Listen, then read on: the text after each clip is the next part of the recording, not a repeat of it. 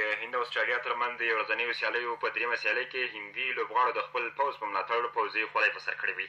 دا په داسې حال کې ده چې د اسټرالیا او د هندوستان ترمنځ د 5 ورځنیو سیالیو په لړ کې تېره ورځ دریمه سیالي ترسره شوه چې هندوستان پکې د اسټرالیا څخه ماتې ومنله. په دغه سیالۍ کې ټاس یې پچه لوبډلمشر ویرات کوهلي وګټه او خپله یې د بالینګ پرېکړه وکړه چې په ټاکلو 50 اوورونو کې د 5 لوبغاړو په وسوځېدو اسټرالیا لوبډلې 314 منډې جوړې کړې چې هندوستان ته یې د 314 منډو هدف وټاکه. په دغه لوبه کې عثمان خواجه یو سل 4 اورن فینچ 4 نوې منډې جوړې کړې. بل لور ته د هندوستان د لوبډلې لوبډلمشر ویرات کوهلي یو سل 30 منډې جوړې کړې خو ولې خپله لوبډله یې بریا ته ونه رسوله. د ټولو لوبغاړو په وسوځېدو 281 منډې جوړې کړې او د 32 منډو په توپیر یې یا د سیالي وبایلله. په دغه سیالۍ کې هندوستان ملي لوبډلې ټول لوبغاړو د خپل پوځ په ملاتړ باندې پوځي خولۍ په سر کړې وې چې په دغه کار سره یې د نړۍ ډېر خلک حیران کړي او یو شمېر غبرګونونو سره هم مخ شول. بل لوري ته د هند لوبډلې لوبډلمشر ویرات کوهلي زیاتوي چې د یادو سیالیو میچ به خپلو پوځیانو ته ورکوي. د هند کرکټ ټیم دغه کار د پاکستان پر چارواکو ښه نه دی لګېدلی او د پاکستان د اطلاعاتو وزیر فواد چودري ویلي چې هند د شاهانو لوبه سیاست سره ګډوي. جي نیوز دغه راز زیاته کړې پاکستان د کرکټ له نړیواله شورا هم غوښتي چې تر څو د هند لوبډلې دغه کار په تړاو جدي غبرګون وښایي.